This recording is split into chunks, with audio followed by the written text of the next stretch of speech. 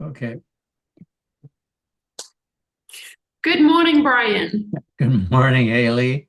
It's good to see you. It's nice to see you too. I always so look forward to our calls, and honestly, I feel like sometimes we just need to live closer so we can pop over and Wouldn't have that be a chat fun? whenever we want.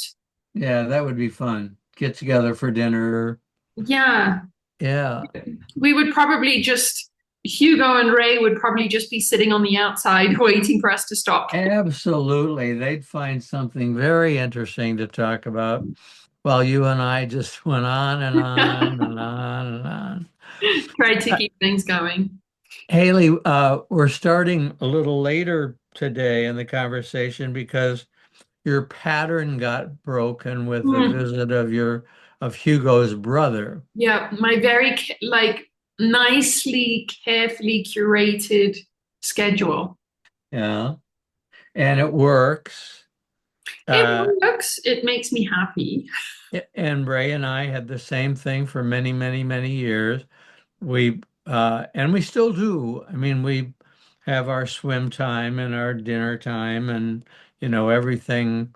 And he's less flexible. If it's not when he's normally has it, then it throws him off more than it would me. Hmm.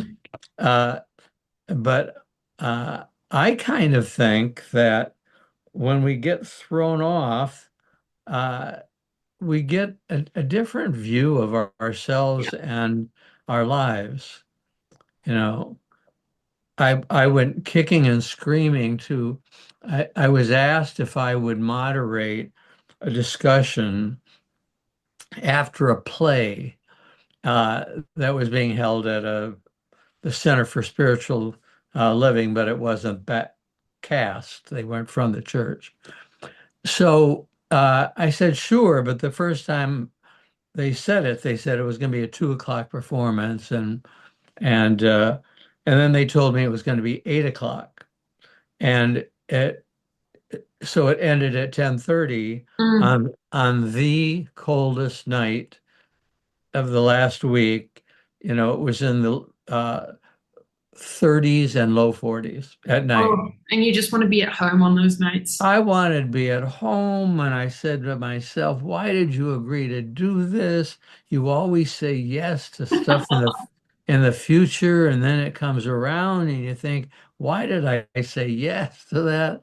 And then because you're breaking your schedule, Hmm. for me to leave Ray at 7:30 and get home at 11:15, Hmm. 11:30 breaks our schedule Now your completely. sleep is off. Now tomorrow's off. Yeah, he let me sleep for a couple hours the next day later because he knew I'd probably be exhausted. Nevertheless, even though there were only like four people from an audience of 60 that stayed behind for the dialogue with the actors, um, I jumped up and just did my best. I did, and I think I did a great job.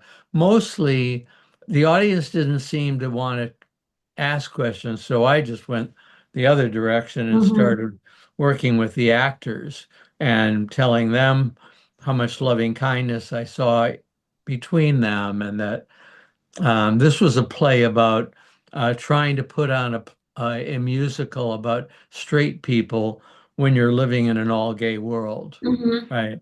So it was a role reversal Right. based upon something I did. Did I already talk to you about this? The The my moderation? my role play and how this play was kind of No. no, well, and then I started thinking, I wrote the role play in 1981.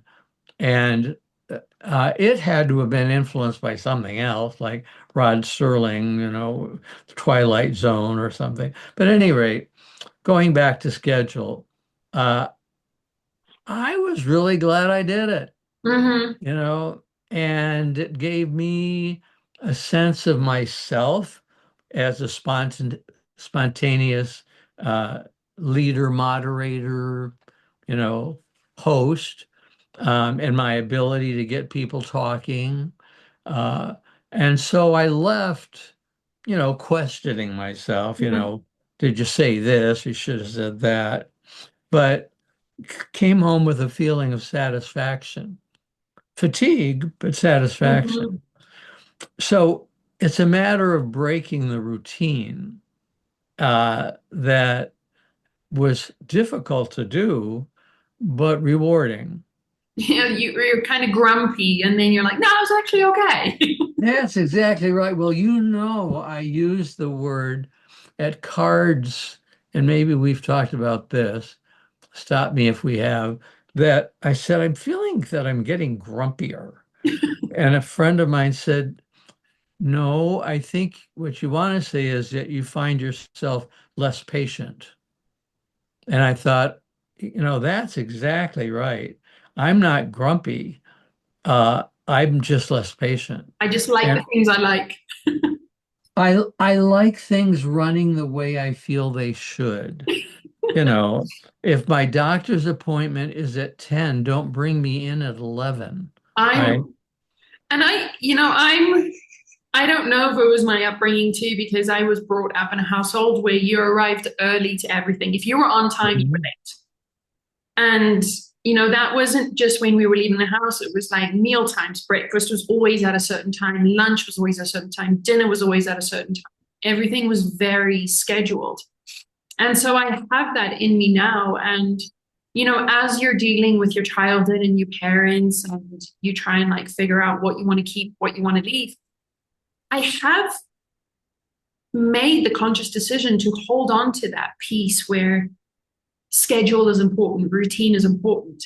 And, I think there's many theories around it. There's this theory that people that have been through trauma really like routine. But I Uh-huh. also think it's a human thing. I think humans really like a routine and we thrive in routine. Uh-huh. But And are we awake in a and I routine? think that's the next sort of key question is like routine is fine, but are you present? Are you with Hmm. routine or are you just so comfortable that now you're just on autopilot? Right. I think that that's what happens is a lot of people get into their routine and then just switch off their own autopilot. And I have a practice every day to try and keep me present. But to your point, when there's like a spanner in the works and you have this wonderful routine, like idea of how your day is going to go, and then just one by one, things shift and change. And you're like, well, it's just today's that going to change. But what happened yesterday actually shifted things for today. And Hmm. so it's always a wonderful experience for me to feel the discomfort because immediately I'm like, no, I want it my way. And I shouldn't have to change so other people can be more comfortable. But then there's also this wonderful exercise for me to really feel how I can adjust to go with the flow and to be like, you know what, everything's happening for me, everything in the right time. There must be a reason that things are changing this way. And what I do like to do though is if it impacts other people to let them know as soon as I know. Okay. Can I put a face on this with you? You were uh single and you got married, did you not? Were you Back in the married day, back in the day? yeah. Okay. And then you were single for a long time, Mm-hmm. and now you're in a committed relationship. Mm-hmm. You're not married yet, I don't think. No, I we're don't good think. just as we are. Yeah. Okay. So when we first met, you took great pride in saying that all you needed was two suitcases and you could stop and go anywhere and Anyway. Mm-hmm. start all over again and leave the past behind. And you didn't have boxes to pack and you were a free spirit. Mm-hmm. And Those you're good not old days. and you're not now. I am not now. I Okay. am So rooted. can you talk to me about two things? One, uh, did your routines change when you got married back in the day? You changed because he had routines too, right? Mm. And Our How, routine back then was dictated by work because we were both very, work was our number one priority for both of us. okay. So it was a very, there wasn't much discussion around what's your routine, what's my routine. It's like, you're at work this time, I'm at work this time. We'll see each other when we're not at work. Okay. So you left that marriage and you had the freedom then to create your own Mm-hmm. routines. And one of the choices you made was to leave Wall Street. Mm-hmm. Am I in the right You're sequence on here? point. So when you chose to leave Wall Street, did you find yourself falling back on the routines of your family? Or did you decide to create new routines? I had the intention of creating a new routine. And what I learned when I left corporate, which is a very structured, you're at Monday through Friday, this is what you're doing. And even like during the weekend, I was working. So it was very easy to just be like, I don't have to think about my routine. When I left, I had this wonderful idea of what it would look like and how it would feel and the freedom that I had. I had no idea how long it would take to unwind out of that routine of work. And, just simply like wanting to like wake up on a Monday morning and stay in bed because you don't have to get up. Hmm. It took me a good year to come out of that routine, come out of that mindset that I'm if I'm not being productive, if I'm not doing something, I'm a failure. And I haven't heard anybody else talk about that. That when you leave a career to start a different career, or even like when you leave for retirement, I haven't heard anybody talk about that transition time. Oh, it's hard. And it takes a long time. For me, it took a good year before Yeah, I it's was very totally hard. okay with sleeping in on a Monday morning. And my sleeping in is 8 o'clock in the morning. That's a long time to sleep in. And really unwinding out of that fear of failure, that what did I did to do today? Was it productive enough? Does it look good enough that I wasn't just throwing away my life? So it And, was very harsh transition. and who am I if I'm not my routine? Yeah. Who am I if I'm not saying that, like, look at my calendar, it's packed. Look what I did today. Who am I And if I'm just saying I had one coffee today? Isn't that a failure? And this is somebody like I went from, having back to back meetings. When I was working, I was in meetings at least 8 hours of a day and maybe 2 hours where I was checking email or doing something else. So I went from a full schedule to wide open. And it so was you felt very, free. Did you feel free? I thought I was going to feel free. I panicked. I felt chaotic. I felt like a failure. I felt lost. I it was it was literally like I ran into a brick wall and fell off the brick wall and was just like, what do you do now? Hmm. Like Humpty Dumpty. Okay. So eventually, though, and I'm going to steer us in a kind of different direction, but it's still all the same. Eventually, you settled into a routine. Yeah. I And settled and I created that routine. yes, and you created a routine that suited your lifestyle. It suited my routine suits my health, my mental and my physical health. Okay. So I So, learned, as I was saying, like growing up, we were sort of trained a certain way around time. I learned that I actually need that for my own peace. So I use that now. I learned through working and being in corporate that I need structure. Without that, it's very hard for me to chill.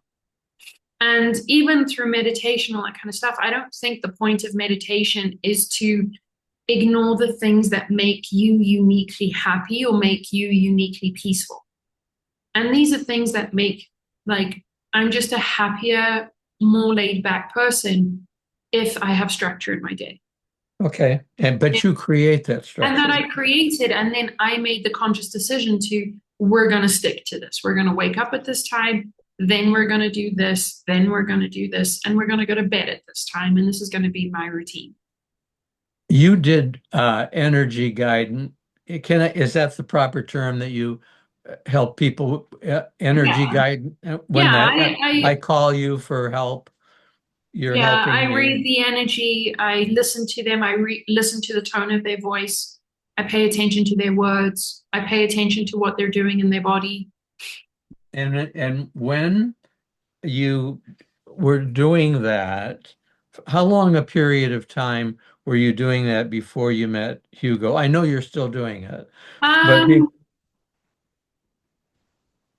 God, now we go into that era where I haven't kept track of time or years. that's okay. Just throw out a number. 3, 4 years. Okay. I So want to say like 3 good years. That was my routine. And again, going back to what you were saying, my routine also included just me, just 2 suitcases. Always had my shoes by the door that if I felt like it, I was out. I was going somewhere. were you happy with that awareness and lifestyle? Yeah. Okay. Hmm. So you met Hugo and your life changed, right? It did. You suddenly Absolutely have, you changed. have it. Did you imagine 3 years before that you would ever end up in a relationship? Or did you see yourself somebody who was going to, be a vagabond uh, and not commit? I This is an interesting discussion too about soulmates. It was a heart desire to share my life with somebody, and I didn't want to have any constraints about it. I honestly thought that it would be somebody that we would live in our own places. I would still have my place, they would have their place, that we would have Uh-huh. this greater span of independence between Uh-huh. us. Um, that was pretty much as far as it went. It was more about like if I wanted to travel, we would share time together, or he would be interested in my work, I would be interested in his work. I wouldn't have to hide what I do. So when Hugo came along, there was a lot of, is this a good thing for me to get into? Because it doesn't look like I thought it was going to look. So there was we were very slow in our relationship. Um, it took us like our first date was, I think, 2, 3 weeks after speaking to each other on the phone. Um, our first like overnight was 4 months into the relationship. I'm assuming you had twin beds. No, more bad. But it was still like it was a very slow progression. But in that time, there was a lot of mental hurdles for me, at least, because a lot of it was like, what does this mean for my freedom now? What does this mean for the person that I think I am? Am I contradicting myself? Am I changing myself again? Because that was my pattern before, was to sort of be like, oh, I can adapt.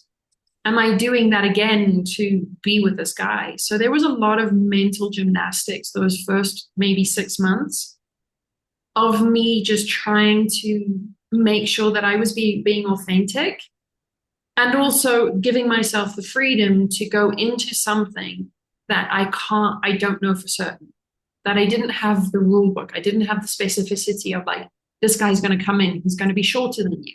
He's going to be a completely different culture. You guys are going to speak two different languages. He's going to be younger than you. None of that was on my list of specificities. As I said, my specificity was independence. There's a sense like we each have our own place.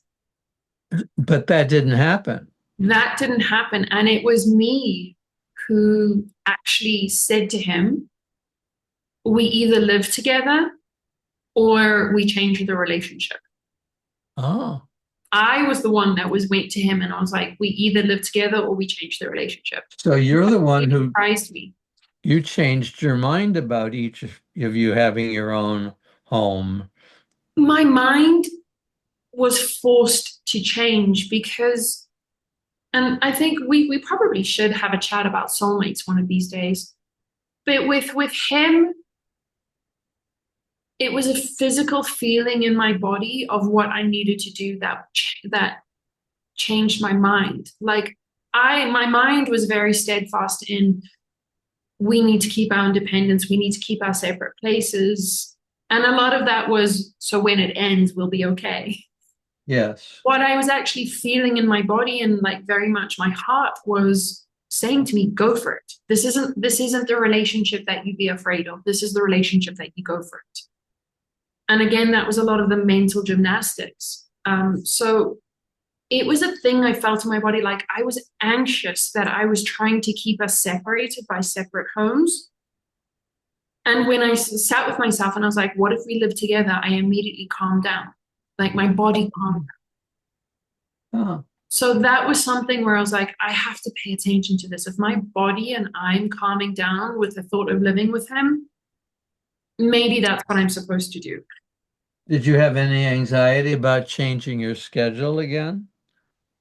I mean, Hugo may not have had the same daily schedule that you Well, were by the attached to. time it was one of the concerns.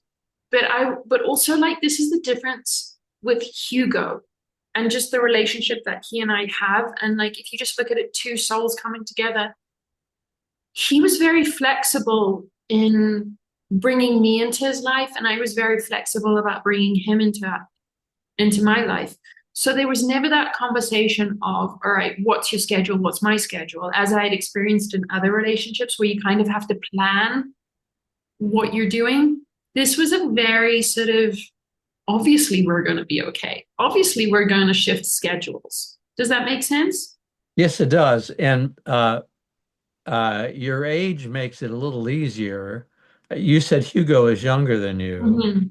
Usually younger people are more flexible because they haven't gotten sucked into a routine where, they know exact their sweaters are all hung in a certain way and the He, he had his sleeping routine. I think the biggest change for us was sleeping routine.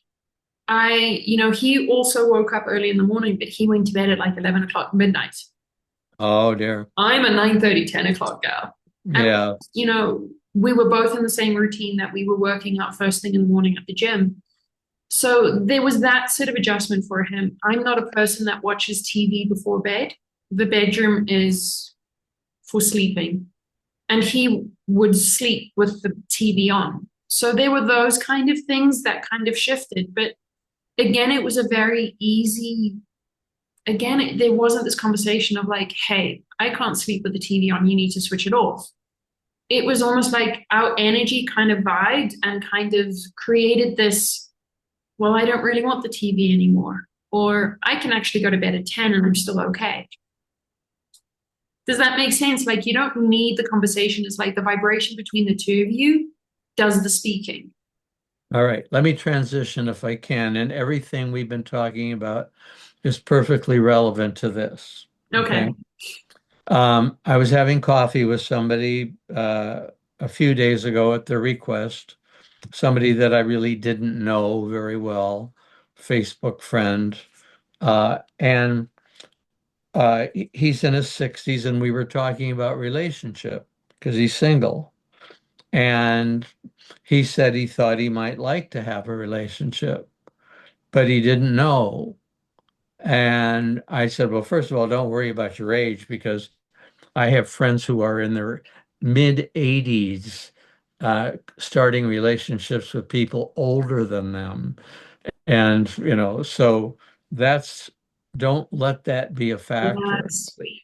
But when we parted, I said to him, your homework assignment is to think through, do you really want a relationship? And why do you want a relationship?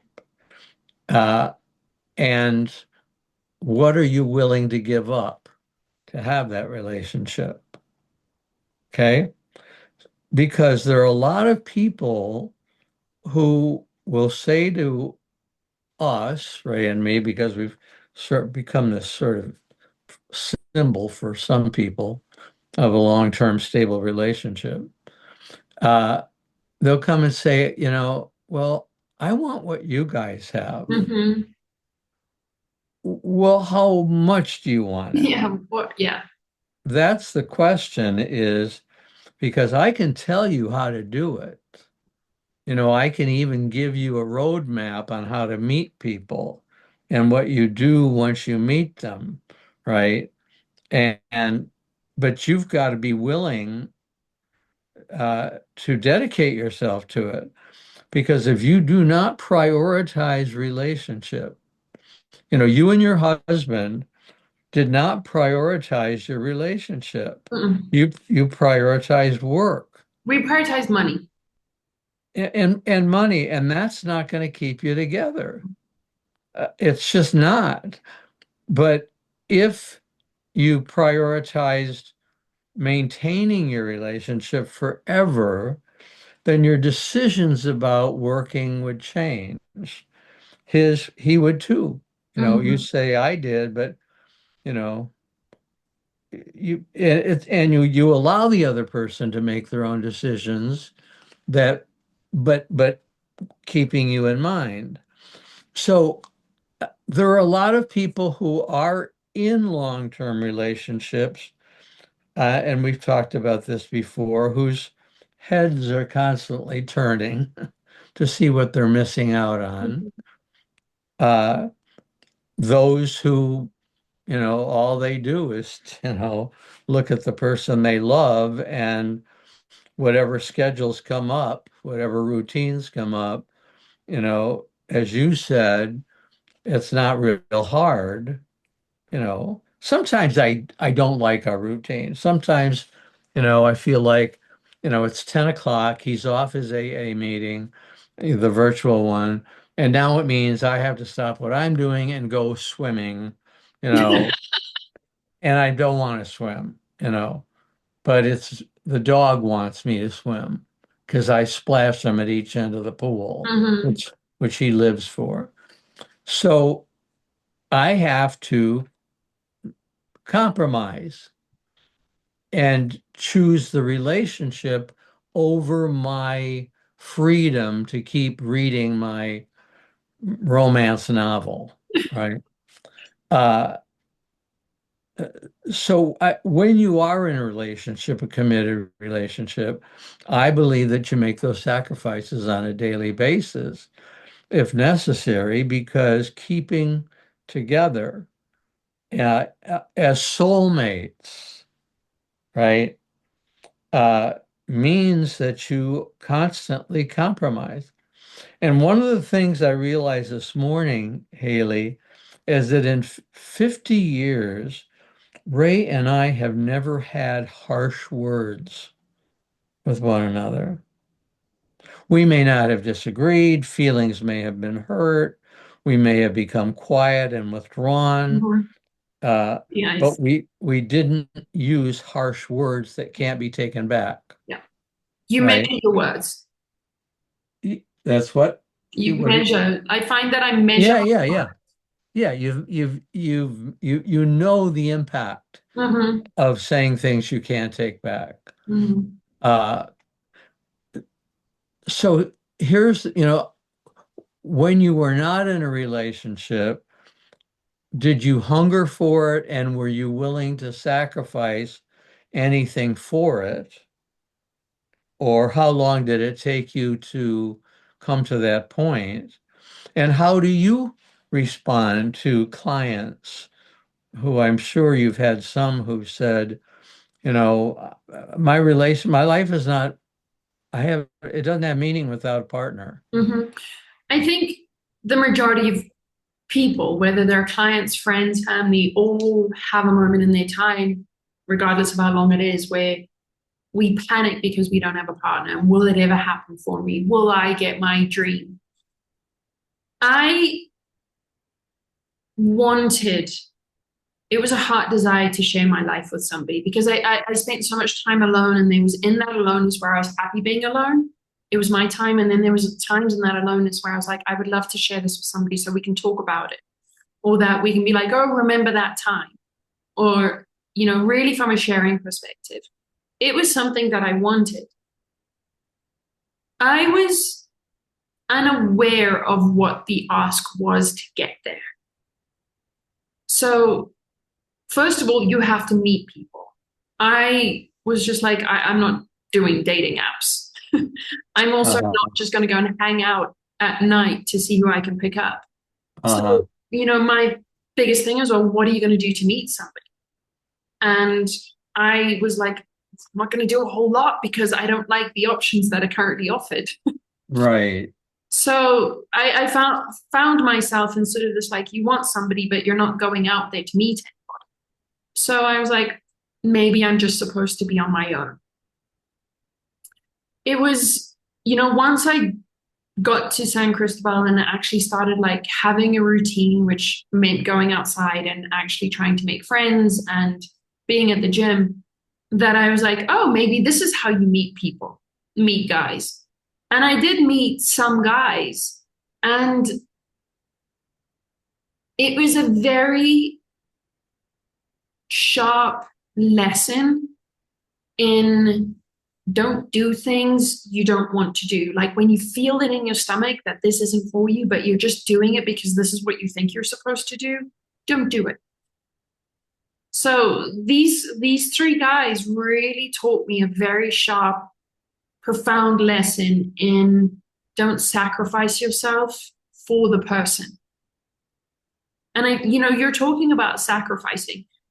I do believe that when it's your soulmate, you are never asked to sacrifice yourself. You're never asked to sacrifice your beliefs, your values to be in a relationship with that person. You're asked to sacrifice your time. You're asked to continually open your mind and grow with this person, but you're never asked to sacrifice your core beliefs. So that was a very harsh lesson. It was after those three guys, I decided I can't do this. I can't do the dating. I can't do the guys. I'm okay being alone. And I was actually working on myself to just start releasing all of those desires and wants to be with somebody. I was working on myself to be like, you're on your own, kid. Start now really being present and being like, I share it with me. And it was when I was not looking, I would have thought myself closed off, that Hugo came into my life. And I used all of those lessons about not sacrificing myself to make sure that my time with Hugo was very authentic. And I think when we're talking about soulmates, you can't, I'm trying to make sure I'm using correct words here that I will stand by. You can't create a 50-year relationship with just anybody. You can't go on the street and be like, I want to be in a 50-year relationship with that person. I'm willing to do whatever it takes to be in a relationship with that person. There Yeah. has to be a soul connection. There has to be this vibration, this connection at a much, much deeper level to be in that kind of relationship that you're experiencing, that I believe I'm experiencing, and other people that have experienced similar are in. It's not just about the person, it's about the soul. And it's about the two souls. Like you and Ray only work because it's you and Ray. Like it's your soul, it's Ray's soul, and your souls come together and it just creates this magical world. It wouldn't work with somebody else. I agree with you. I don't know. I don't know. Um, I don't know why it is that we're such a perfect match. I don't know. It's a soulmate thing. I think that's the soulmate Well, thing is that you're a perfect match. And, for whatever reason, whether you do the work or this is the time in your soul's path to meet, it's a soul thing. It's a connection vibration thing that, you guys come together at a perfectly right time and you just click where things are just, you sacrifice, but it's not like you become resentful of, well, now I have to go hang out with Ray because I have to, and I really want to read my books. I'm going to be mad at him because I'm doing that. That's not the sacrifice that we're talking of, right? It's no, more of a conscious decision that I would love to continue reading, but I'm going to put my book down now because this is our time together. And exactly. value that time, and you know how important that time is. And you also know that once that time is over, you feel really good. Uh-huh. And And if if you that miss that time, time, you feel separated. and when you feel separated, it's really hard. It's icky. It's, It is. I mean, people will say, "Oh my God, you've become much too dependent." I There's a don't, there's there's a, a there's a third person in our relationship. There's Brian, there's Ray, and then there's Brian Ray, Mhm. or Ray Brian. And Yeah. uh, I've I wonder sometimes, okay, you've taken this for granted. You've been in routines that make you not focus on the moment. Uh, but how is this happening? And how is it that, he's he sacrifices them? Now, I want to make clear for two things, if I can quickly. There are a lot of people who don't want to be in a relationship, Mhm.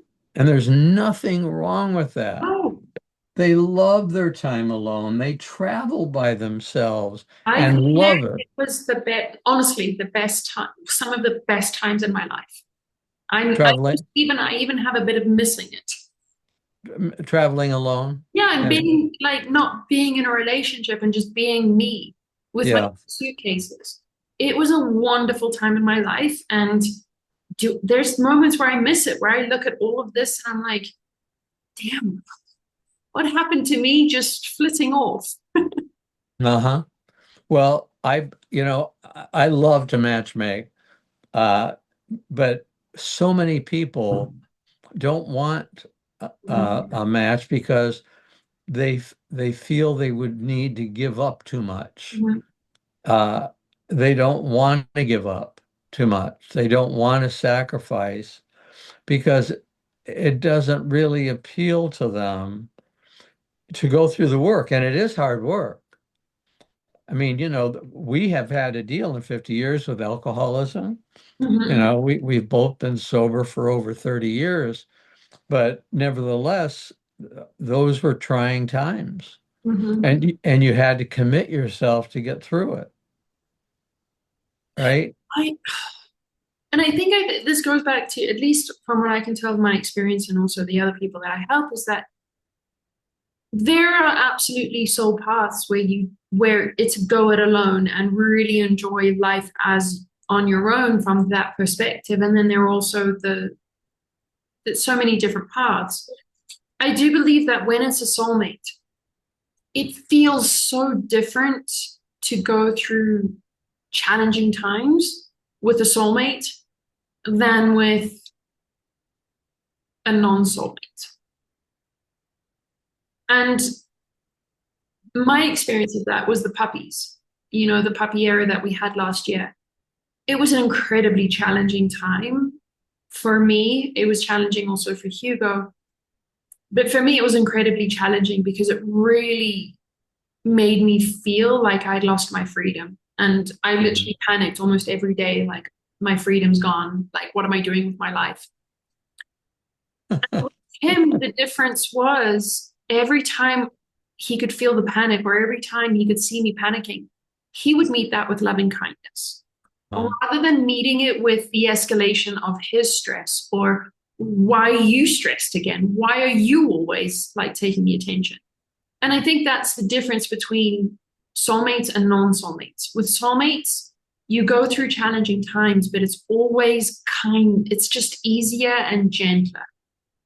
And I think that goes back to measuring our words.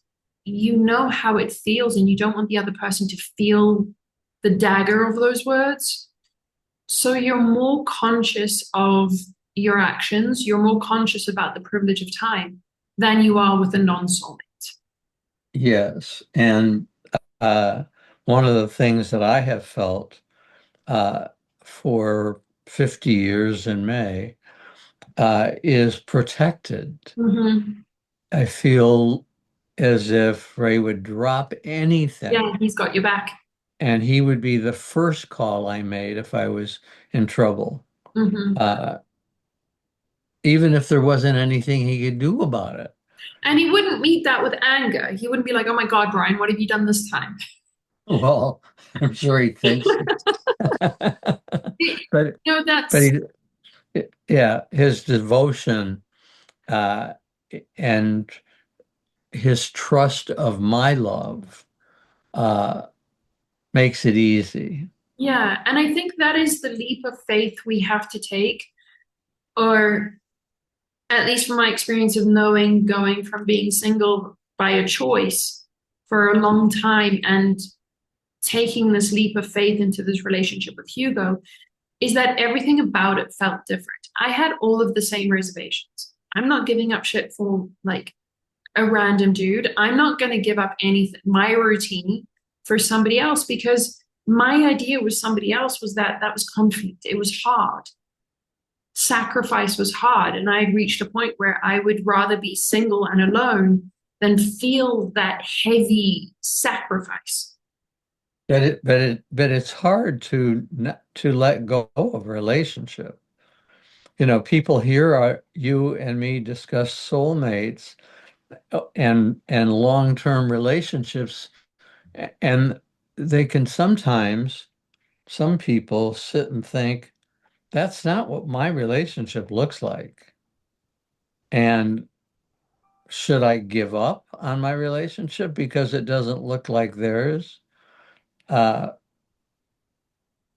that's a tough one.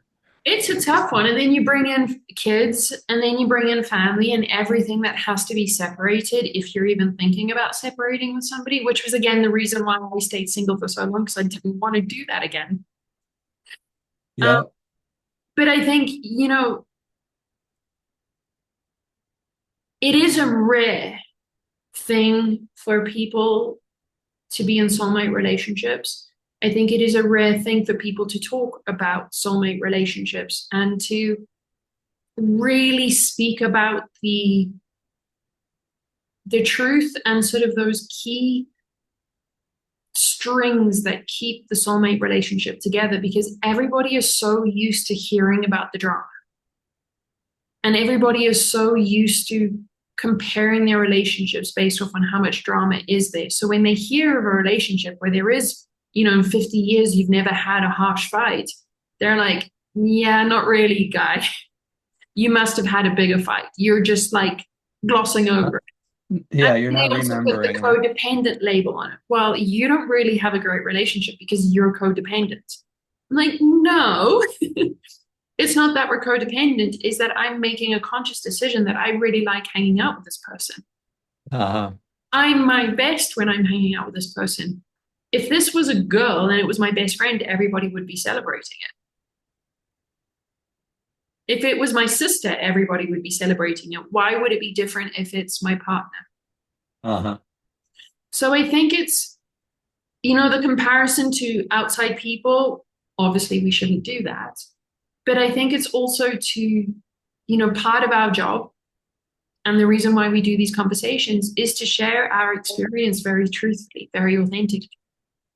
And I think you and I come from such different lines of this experience, this human experience. But in our conversations, there's these key truths, these key threads of truth that are woven in different colors, but there's still these key truths that even you, after being in a relationship for 50 years with Ray, I can sit and be like, oh, Brian, I understand that resonates because I feel the same way because I'm in a relationship that's only been 3 years. Yeah. Yeah. It's because it's these core truths. And I think it's, we can speak about, is it hard? I can tell you it has been hard. My relationship with Hugo is wonderfully loving, is a wonderful experience of loving kindness. And it is the easiest thing I've probably done in my life. The hard has been me really unwinding out of these beliefs that I had before that relationships were hard. That if it's not a fight, what are you even doing together? Okay, I have another one for you. Mm-hmm. On our 50th, our 47th, whatever, people will say, congratulations. What does that mean? I think that comes from the idea that relationships are hard. And again, life is a struggle. You're not successful if you're not hustling. So 50 Congratulations. years, you've really like kind of like being in the job for 50 years, you've made it through, you're tough. Yeah. Yeah. You've crossed a finish line maybe, or, Like, how but did you do it? yeah, I entered, well, it's more recent because I've thought about it, but uh, I think of it as, relationships are hard work. They're not easy. You know, you and I talk about being soulmates with our partners, and me saying no harsh words. Well, I'm sure if you went through the film of my life, you'd say, ah, wait Oh, a there's one. second. There's one there. There's one there. Uh, but that's not been a pattern. Mhm, You can see people, we call them the bickersmiths, that they bicker nonstop the entire night that they're at your house. mhm, And it's sometimes mean, the bickering is mean. And I wouldn't be in a relationship like that. I don't want to be on the defensive all the time or wonder whether or not it's loving. But we have had to go through some challenging times. mhm. Uh, and and it hasn't always been easy. So congratulations to me can mean, you know, you guys worked hard, I'm sure of it, and you've made what people consider a milestone. Um, I'm not even sure why 50 years is a milestone. I want to celebrate a whole life lived together. Uh, I kind of feel pressure to be celebrating 50 years rather than talking about it with joy, but not needing a card, you Mhm. know, uh, or 1,000 congratulations. Um, Took me forever to acknowledge each one of those on my birthday. Oh my God, imagine the 50 years. They all got a heart, at least to say thank you for taking the time. Mhm. But I just don't, if people are listening to this and wondering or comparing, what I want people to do is just think honestly about, is your personality one that would do well within a relationship? Uh, is Have you had such bad experiences that you don't want to try it again? And I may be lucky, but you're not going to go through it. I want them to all think whatever decision you make is fine. You Uh, know, and let it work for you. and I think that comes down to basic human rights, which is equality. I have the freedom to make my choices and to live the life that I want to live. So does everybody else. And it's not really my business to go in and be like, you're doing it right or you're doing it wrong.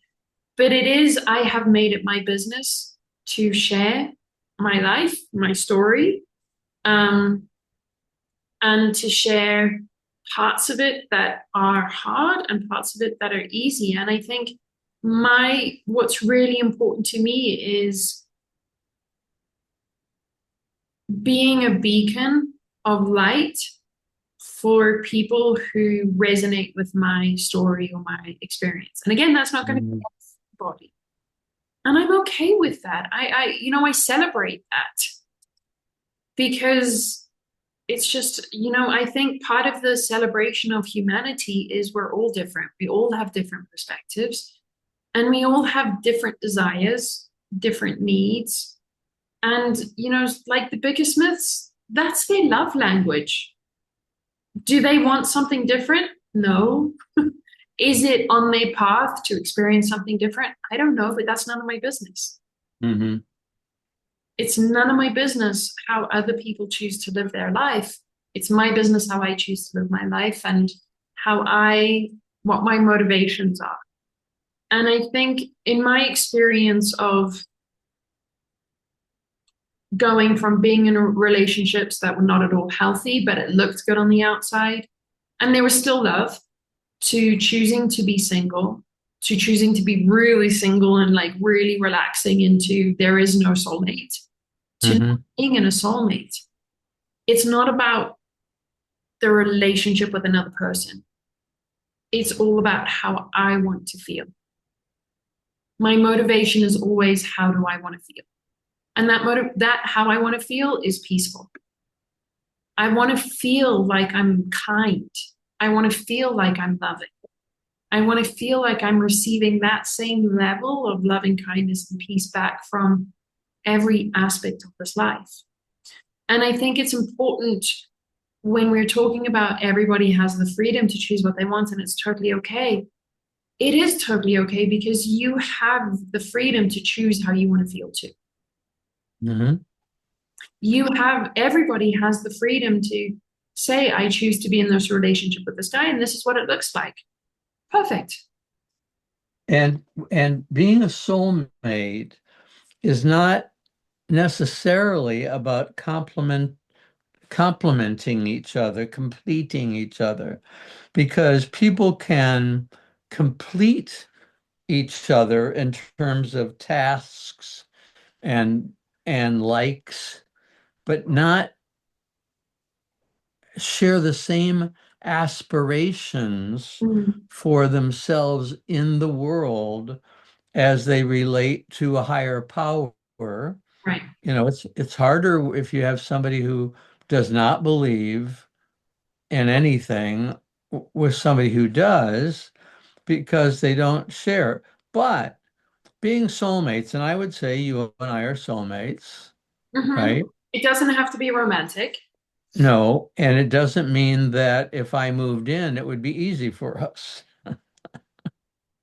right? I agree with Because you. Like Christmas stuff. I don't. I go to sleep earlier than you do, and I eat earlier than you do, and I eat different things than probably you do, and um, and I don't drink, and so we soulmate means something different than long-term relationship. It can be the same, which is great. And soulmate, I think, contributes to the success of a relationship. But but one ought not to feel that your relationship is a failure because you're not soulmates. I think it's I harder agree for, with you. I think it's just soulmates can mean so many different things. Like, your best friend can be a soulmate, your sister could be a soulmate, your dog, your pet can be a soulmate, your co-worker can be a soulmate. So I think it's like there's reasons that we're all brought together, and there's reasons that we are experiencing life in a specific way. So I think it's like, we get so stuck up on the romanticizing of the word soulmate. I think it's bring it back to the individual, bring it back to your experience, and bring it back to, right, how do you want to experience this? What are your key motivations? What are your key values for experiencing this? And then I think, you know, absolutely, there's some people out there that it's their soul path to be in certain types of relationship for the evolution of the soul. Mhm, That's just as congratulations as you being with Ray for 50 years. mhm. Uh, we started out with me talking about breaking a schedule Mm-hmm. and having to go to a late, for me, really late, event and having it not be very well thought through, but nevertheless rising to the occasion. When I got home, Ray was asleep, but the next morning he wanted to know how did it go. He he never ignores something that I'm doing, right? Or have done. How did it go? He's interested. I don't have to look for somebody else to be interested in, how did this event go for you? And that's really a nice thing about being in an intimate relationship in which you're best friends, and soulmate. All right. So then we talked about schedules with that, and Ray and I have learned how to work out, a schedule that works for both of us. Uh, and then we talked about me asking the man I had coffee with to, okay, go home and think about, why do you want at age 60? Why do you want a relationship? You've not had one for your whole life. You haven't had one. Why do you want one now? Or do you want one now? Or do you want to have separate houses? And yes, that appealed to him, Mhm. separate houses. You get together as often as you can to cuddle, because after 60, your sexual response is going to be different than when you were 23, right? Uh, and I think this conversation has been great for someone who's thinking about, well, what is relationship and do I want to be in it? And why would I not want to be in it? I know we're running out of time, but I just wanted to bring us full circle and say that this whole thing has been uh, completely related because, you know, s- changing your schedule is about love. Mhm.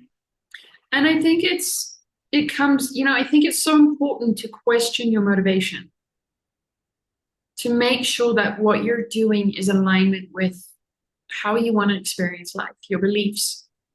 And I think Absolutely. everybody should ask that question. Why do I want to be in a relationship with this? Why do I want to be in a relationship? Why do I want to be in a relationship with this person? I think we should ask those questions more often about absolutely everything. And even as simple as, why do I want this coffee? Do I really want this coffee, or am I just drinking this coffee because it's part of my routine? Uh-huh.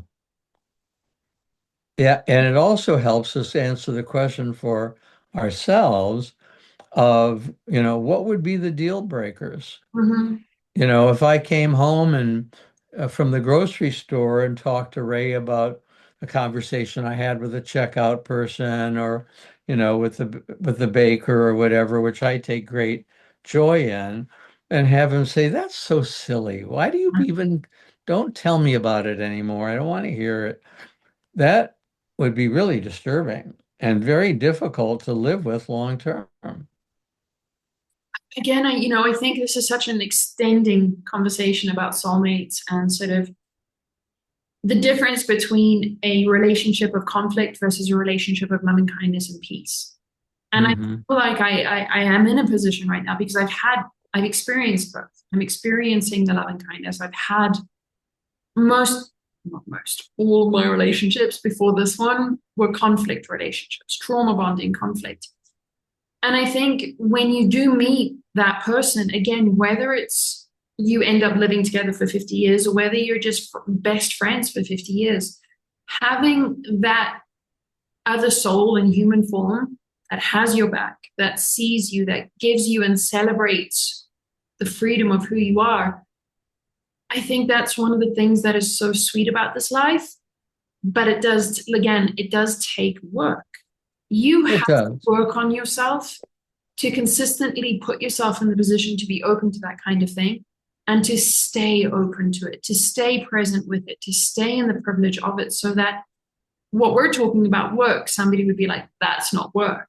I'm like, no, it's work to, when you're having a challenge or one of you is having a sensitive day and you don't feel like the other person's really supporting you, it's hard work not to just run your mouth off. Or get in the car and leave. Yeah, or be like, "Ugh, I knew this relationship wasn't worth anything. I'm out." It's Right. hard work, but that work isn't what you're doing in the relationship. It's work that you're doing on yourself to really, again, come back and ask the question, why am I in this relationship? Do I really want to be in this relationship? Uh-huh. And when I do that with myself, I always come back to like, wait a minute, this isn't the relationship that's wrong. It's how I'm looking at it. Or I'm looking at it with the lens of this is too good to be true, or this is all fake. He must be doing something behind me that will ruin everything. So I think it's really important to question things. And I think a change in schedule is the prompt to question. And changing schedule on your deathbed, the schedule means nothing, right? Nothing. If Nothing. if somebody asked me as was dying, uh, did you have a happy life, Brian? Were you on schedule? Yeah, yeah. The number one thing is, yes, I had Ray. Mm. Despite what I've accomplished, and people keep telling me what influence I've had, that I wouldn't even be thinking about that. No, it's how I you would felt. be thinking about Ray and how grateful, and I'd be nervous if he wasn't in the room. Hmm. It's a, I'm entirely grateful for this experience of a loving, kind relationship with Hugo because it is absolutely teaching me so much more about life than a relationship of conflict. And it is teaching me about the beauty of life. Like, Hmm. it is a beautiful life. And again, of course, it's not like, unicorns and butterflies every single day, but it's a wonderful teacher of life. And it's still hard work because you're still learning. And if you think Even about, on your deathbed, you're still going to be learning.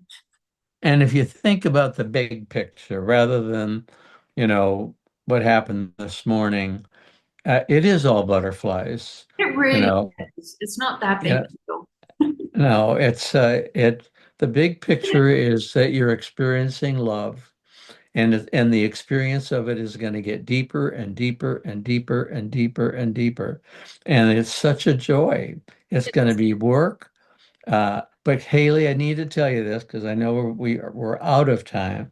I'm so, so happy that you have this experience. Thank So happy. you. It just tickles me that somebody I love so much has in her life the joy, the happiness, and the contentedness Mm, that you feel. thank you, Brian. That Yeah. means the world to me. And I think, we're all so important in each other's lives.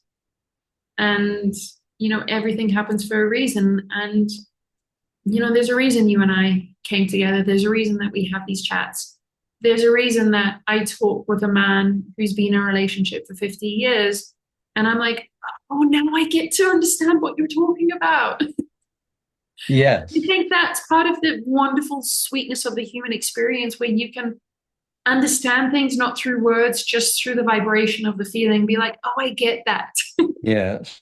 Yeah, it is. It's just and that's why you have more than one soulmate Yeah, in life, I think right? it's beautiful. And I'm entirely grateful for every moment that we spend together Me and too. our chats. They could go on forever, but thankfully Yes. we have Yes, to they put a timer could. because we have a schedule. We have a schedule.